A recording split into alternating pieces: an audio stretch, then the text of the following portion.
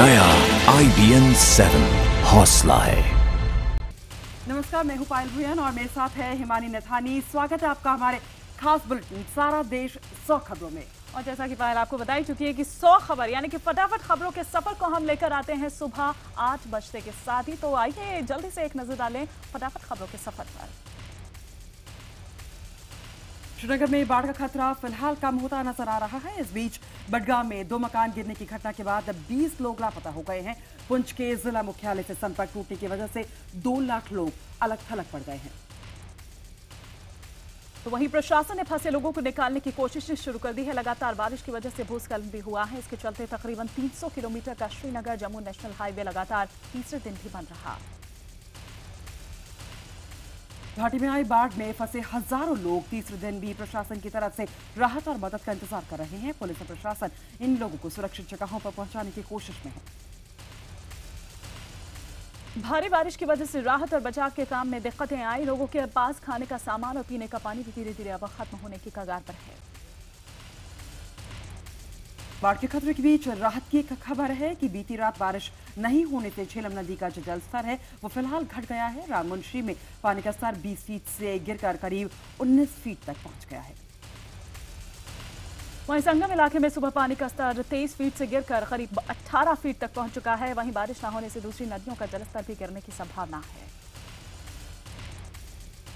बाढ़ की वजह से आई मुसीबत के मद्देनजर केंद्र सरकार ने जम्मू कश्मीर सरकार को हर मुमकिन मदद का भरोसा दिया है। जम्मू कश्मीर के मुख्यमंत्री ने बाढ़ से प्रभावित इलाकों का दौरा कर पीड़ितों से मुलाकात की थी। मुख्यमंत्री ने कश्मीर घाटी के लिए 225 करोड़ और जम्मू क्षेत्र में राहत के लिए 10 करोड़ की मदद का ऐलान किया है। मुख्यमंत्री ने 1 लाख से लेकर 10 लाख तक के मुआवजे की बात कही है। प्रधानमंत्री मोदी ने केंद्रीय मंत्री मुख्तार अब्बास नकवी को राहत का जिम्मा संभालने के लिए जम्मू कश्मीर भेजा है। साथ ही गृह मंत्री राजनाथ सिंह ने मुख्यमंत्री से बात कर मदद का हाथ बढ़ाया है। घाटी में बाढ़ से बिगड़े हालात को संभालने और राहत बचाव के लिए एनडीआरएफ की टीमें लगातार काम कर रही हैं। एनडीआरएफ ने अपनी 2 कंपनियां भटिंडा से श्रीनगर भेजी हैं। जम्मू श्रीनगर हाईवे बंद होने की वजह से राहत की टीमें हवाई जहाज से भेजी गई हैं। एनडीआरएफ के डीजी ओपी सिंह के मुताबिक 4 टीम्स को स्टैंड बाय रखा गया है। जरूरत पड़ने पर और टीमें भी प्रभावित इलाकों में भेजी जाएंगी। बाढ़ के हालात को देखते हुए प्रशासन ने स्कूल कॉलेज बंद कर दिए हैं और इम्तिहान भी आगे बढ़ा दिए हैं। बाढ़ से बेहाल जम्मू कश्मीर के कई इलाकों में मौसम विभाग ने बुधवार और शुक्रवार को भारी बारिश की चेतावनी दी है। पश्चिमी विक्षोभ की वजह से मौसम खराब हुआ है। प्रशासन ने कश्मीर के 7 जिलों में बर्फीले तूफान की चेतावनी दी है और लोगों से बेवजह घरों से बाहर न निकलने की अपील की है। उत्तर भारत के कई इलाकों में भारी बारिश के चलते खेतों में खड़ी फसल तबाह होने से हजारों किसान बर्बादी के कगार पर पहुंच गए हैं। मध्य प्रदेश, छतरपुर और राजस्थान से सटे इलाकों में बारिश ने किसानों की चिंता बढ़ा दी है। बारिश के साथ साथ ओले गिरने से फसलें पूरी तरह से तबाह हो गई हैं। मौसम विभाग ने एमपी के कई इलाकों में भारी बारिश की आशंका जताई है। बेमौसम बारिश से किसानों की बर्बादी पर प्रधानमंत्री की चिंता के बाद सरकार ने नुकसान का आकलन शुरू कर दिया है। आकलन के लिए केंद्रीय मंत्री वेंकैया नायडू ने गुजरात की मुख्यमंत्री आनंदीबेन पटेल से मुलाकात की थी।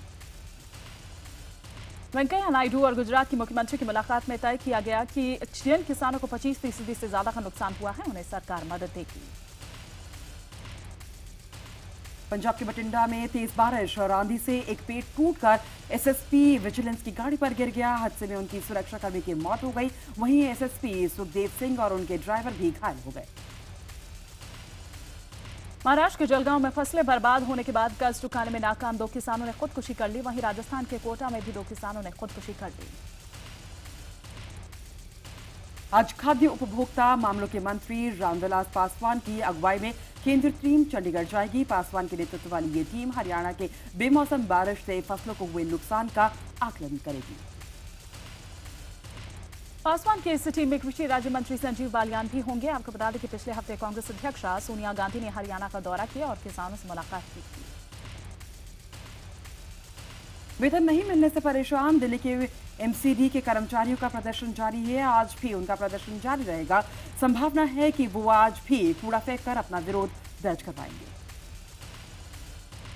दिल्ली में बारिश होने से सड़कों पर पड़ा कूड़ा अब सड़ने लगा है। जल्द ही म्यूनिसिपल कॉर्पोरेशन ने इसका हल अगर नहीं निकाला तो हालात बद से बदतर हो सकते हैं। 3 महीनों से वेतन न मिलने से नाराज एमसीडी कर्मचारी एक बार फिर सड़कों पर उतर आए हैं और सड़कों पर कूड़ा डालकर विरोध प्रदर्शन कर रहे हैं। एमसीडी कर्मचारियों ने प्रदर्शन भी किया। सड़क पर कूड़ा इकट्ठा होने की वजह से लंबा ट्रैफिक जाम लग गया, जिसके चलते आम लोगों को काफी दिक्कतों का सामना करना पड़ा। लोगों का आरोप है कि केजरीवाल ने वाल्मीकि समाज से वोट तो ले लिए, लेकिन जब से केजरीवाल सरकार आई है तब से तनख्वाह नहीं मिली है।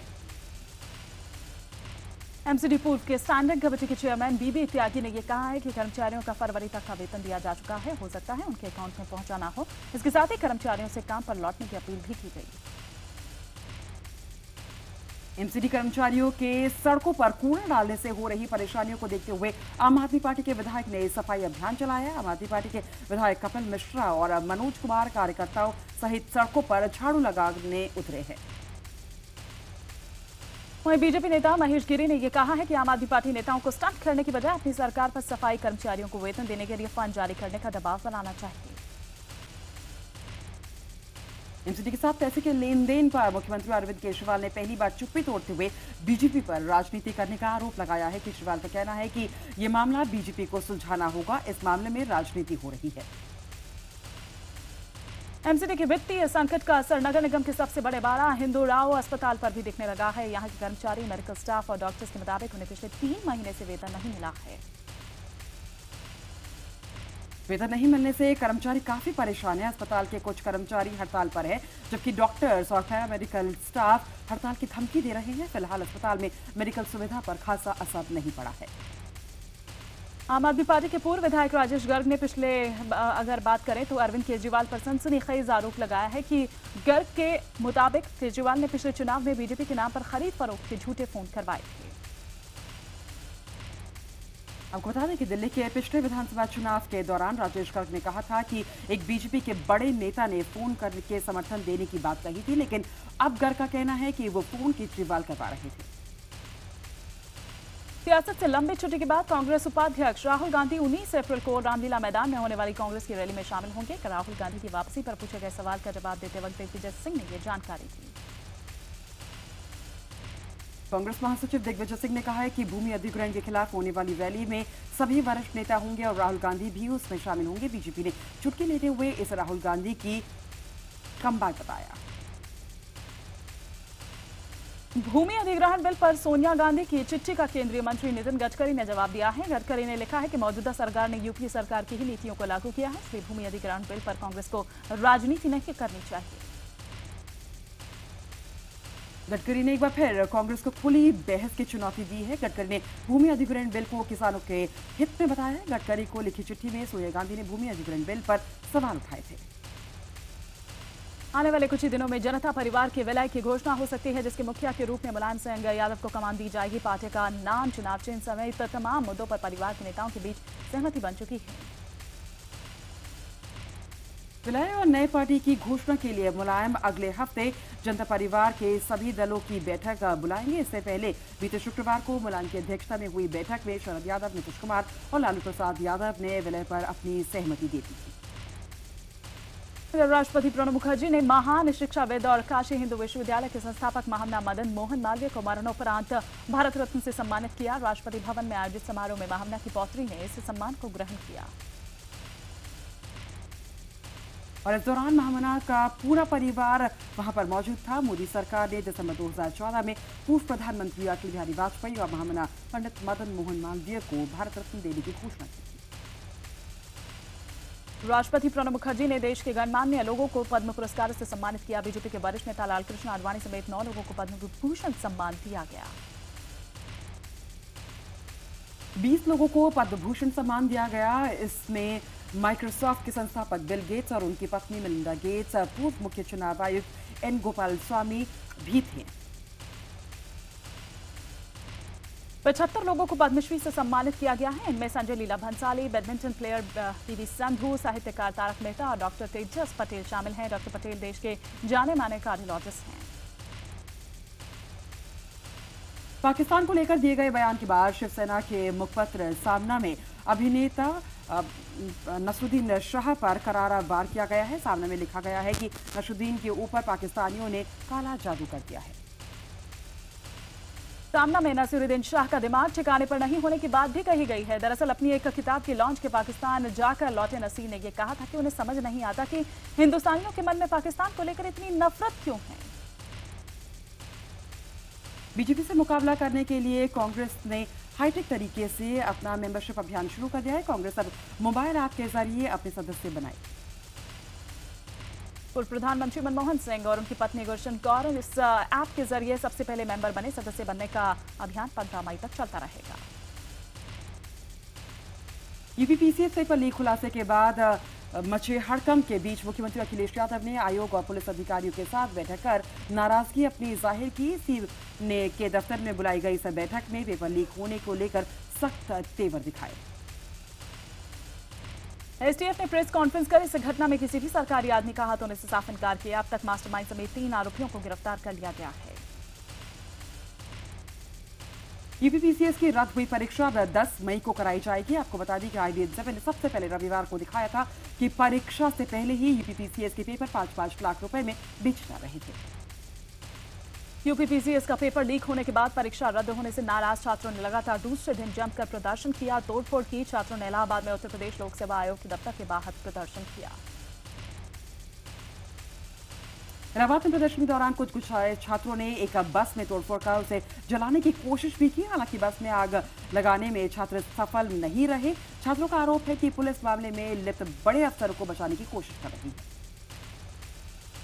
जगह जगह छात्रों के उग्र प्रदर्शन को देखते हुए इलाके में भारी सुरक्षा बल की तैनाती की गई। छात्रों की यह मांग है कि यूपी लोक सेवा आयोग के चेयरमैन को हटाया जाए। 26 मार्च को हुए लाठीचार्ज के खिलाफ एबीवीपी कार्यकर्ताओं ने बिहार बंद के दौरान कई जगह ट्रेनों को रोका और नेशनल हाईवे जाम किया। इस दौरान पटना के चौराहे पर कार्यकर्ताओं की पुलिस से झड़प भी हो गई। प्रदर्शनकारियों पर पुलिस ने लाठीचार्ज भी किया। आरा में छात्र कार्यकर्ताओं ने ट्रेनें रोक दी। दरभंगा में नई दिल्ली बिहार संपर्क क्रांति सुपरफास्ट एक्सप्रेस को रोक दिया गया। वैशाली के भगवानपुर में NH-77 को जाम कर दिया गया और सड़कों पर आगजनी की गई। पूर्णिया, सीतामढ़ी और सिवान में भी प्रदर्शनकारियों ने जमकर हंगामा किया। झारखंड कैबिनेट में पेश किए गए कुल 13 प्रस्तावों पर मुहर लगा दी है। पास किए गए प्रस्ताव के तहत अब 8वीं में पढ़ने वाले बच्चों को साइकिल खरीदने के लिए 3,000 रुपए दिए जाएंगे। प्रस्ताव के तहत अब वही व्यक्ति दारोगा बन पाएंगे जो कि कम से कम 12वीं पास है। इसके साथ ही सरकार ने नए हाईकोर्ट के निर्माण के लिए 367 करोड़ की राशि को मंजूरी दे दी है। बिहार के दरभंगा में सरकारी अधिकारियों की लापरवाही की वजह से 25,200 किलो गेहूं जो है वो बर्बाद हो गया। इस गेहूं को खुले आसमान के नीचे रख दिया गया, लेकिन अचानक सोमवार को हुई बारिश की वजह से ये गेहूं बर्बाद हो गया है। यमन में फंसे भारतीयों की सुरक्षित वापसी के लिए प्रधानमंत्री नरेंद्र मोदी ने सऊदी अरब के राजा से बात कर मदद की मांग की है। यही नहीं, भारतीयों को सुरक्षित वापस लाने के लिए सरकार ने 2 जहाज भी भेजे। खुद विदेश राज्य मंत्री वीके सिंह भी वहां पर जाएंगे। विदेश मंत्री सुषमा स्वराज ने सोमवार को इस संबंध में मंत्रियों की बैठक बुलाई है, जिसमें सोमवार रात ही समुद्री मार्ग से 400 भारतीयों को निकालने का निर्णय लिया गया। महाराष्ट्र के जल संसाधन मंत्री गिरीश महाजन के एक स्कूल के समारोह में कमर में पिस्टल लगाए दिखाई दिए गए। विपक्ष ने इस व्यवहार का कड़ा एतराज जताया, जिस पर मंत्री जी ने सफाई दी कि उन्होंने अपनी सुरक्षा के लिए इस रिवॉल्वर को रखा है। मुंबई के मेयर पर रिश्वत मांगने का आरोप लगा है। MNS के पार्षद संदीप देशपांडे ने एक ऑडियो टेप जारी कर आरोप लगाया है कि मुंबई की जो मेयर है उसने पार्षद को पैसे जारी करने के लिए घूस मांगी। सुप्रीम कोर्ट ने संसद को यह सलाह दी है कि लापरवाही से गाड़ी चलाने के मामले में कानून सख्त बनाया जाए। कोर्ट ने कहा है कि भारत में लापरवाही से गाड़ी चलाने वाले इंसान खुद को राजा समझते हैं और शराब पीकर गाड़ी चलाने की सजा दूसरों को भुगतनी पड़ती है। इधर ETV ने पुलिस के साहस और कर्तव्य निष्ठा को सलाम करते हुए मध्य प्रदेश पुलिस अवार्ड 2015 का आयोजन किया। इसमें MP पुलिस के कर्मचारियों और अधिकारियों को सराहनीय सेवाओं के लिए सम्मानित किया गया। समारोह में CM शिवराज सिंह चौहान बतौर मुख्य अतिथि वहां पर उपस्थित थे। इस मौके पर ETV के चैनल हेड जगदीश चंद्र ने पुलिस की हौसला अफजाई की और कहा कि ETV ने हमेशा अपने दायित्व का निर्वाह किया है। महाराष्ट्र में अब पुलिस कर्मियों को छुट्टी, अपने अवकाश वाले दिन काम करने पर पूरे दिन का वेतन मिलेगा।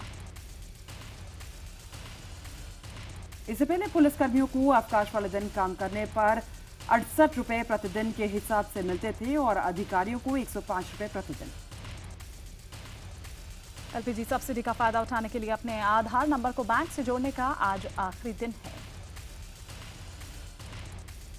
आज देश भर में सभी पेट्रोल पंप पूरे दिन के लिए बंद रहेंगे। दरअसल स्वच्छ भारत अभियान के तहत मुफ्त शौचालय उपलब्ध न कराने के चलते पेट्रोल पंप पर जुर्माना लगाया गया था, जिसके विरोध में पेट्रोल पंप डीलर जो है वो इस हड़ताल का ऐलान किया है।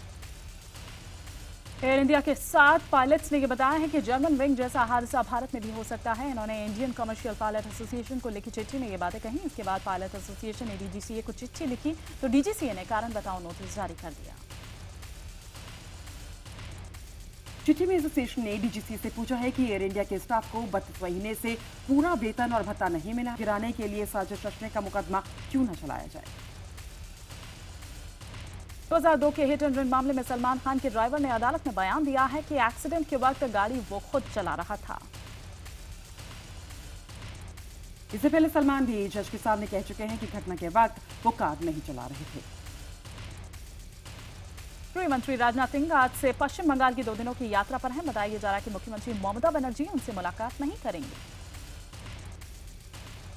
उत्तर प्रदेश पुलिस के नए मुखिया का आज चुनाव हो सकता है। राज्य की कमान नए हाथों में होगी या मौजूदा डीजीपी ही इसका आगे विस्तार मिलेगा, ये आज तय हो सकता है। मध्य प्रदेश सरकार ने किसानों को बिजली भुगतान करने के लिए 1 साल की राहत दे दी है। उत्तराखंड के बागेश्वर में लगातार हो रही बारिश के चलते एक मकान का छत गिरने से पूरा मकान ढह गया। हालांकि हादसे के वक्त घर में कोई मौजूद नहीं था, जिसके चलते किसी भी नुकसान का आकलन यहां नहीं देखा जा सका। बिहार के मुंगेर में आसमानी बिजली की चपेट में आने से 2 महिला और 2 बच्चियों की मौत हो गई। नगर गढ़वाल में आसमानी बिजली की चपेट में आने से 23 साल का युवक बुरी तरीके से झुलस गया। स्वागत आपका एक छोटे से ब्रेक के बाद खबरों के सिलसिले को आगे बढ़ाते हैं। दिल्ली में आईएनएलडी के पूर्व विधायक भरत सिंह की हत्या के मामले में एक सीसीटीवी फुटेज सामने आई है। पुलिस ने जल्दी हमलावरों को पकड़ने का भरोसा दिया है। पटना सिटी के अगमकुआ इलाके के एक फ्लैट में बम विस्फोट होने से सनसनी फैल गई। पुलिस ने मौके पर पहुंचकर हालात का जायजा लिया। पुलिस ने मौके से 3 जिंदा टाइमर बम और 2 बाइक्स बरामद की है। आशंका जताई जा रही है कि अज्ञात अपराधी फ्लैट में बम बनाने का काम करते थे। बिहार के वैशाली में बाहर शौच के लिए जा रही नाबालिग के साथ 3 युवकों ने बलात्कार की कोशिश की। पटना में हत्या के आरोपी ने एक युवक को गोली मारकर उसकी हत्या कर दी। हमलावर ने युवक को सिर्फ इसलिए गोली मार दी क्योंकि उसने लड़कियों से छेड़खानी का विरोध किया था। आरोपी नंदलाल हत्या के एक मामले में फरार था और पुलिस से बचने के लिए अपने एक रिश्तेदार के यहां पर रह रहा था और अक्सर लड़कियों को वो छेड़ता था। कानपुर के ब्रह्मनगर में के इलाके में देर रात कार एक्सेसरीज के 3 मंजिला गोदाम में भीषण आग लग गई। आग से करीब 1 करोड़ का सामान जलकर खाक हो गया। बुलंदशहर में एक बेटे ने जमीन की लालच में अपनी ही मां की गोली मारकर उसकी हत्या कर दी। आरोप है कि शराब की लत के चलते उसने अपनी मां पर 1 बीघा जमीन उसके नाम करने का दबाव डाल रहा था। हरियाणा के नारनौल में चौकीदार ने एटीएम चोरी करने आए बदमाशों को मंसूबा नाकाम कर दिया। चौकीदार ने शोर मचा दिया और बदमाश फरार हो गए। कानपुर में पारिवारिक विवाद के चलते सड़क पर जमकर तमाशा हुआ। पहले एक पिता ने अपने बेटों के साथ मिलकर अपनी बेटियों को पीटा। बाद में लड़कियों के समर्थन में भीड़ ने पिता और बेटों की धुनाई कर दी। बताया जा रहा है कि किसी विवाद के चलते लड़कियां अपने पिता और भाइयों से अलग रहती थी। रणबीर कपूर अपनी आने वाली फिल्म जगह जासूस के कुछ सीन से खुश नहीं है। फिल्म की रिलीज में देरी हो सकती है। इधर सुभाष कपूर जल्द ही जॉली एलएलबी के सीक्वल पर काम शुरू करने की तैयारी कर रहे हैं। इस फिल्म में भी अरशद वारसी मुख्य किरदार में नजर आएंगे। विद्युत जामवाल जल्द ही कमांडो फिल्म के सीक्वल में नजर आएंगे। तो सारा देश तो खबरों के सफर में फिलहाल इतना ही। एक छोटे से ब्रेक के लिए हमें यहाँ पर रुकना होगा। ब्रेक के बाद सारा देश 50 खबरें।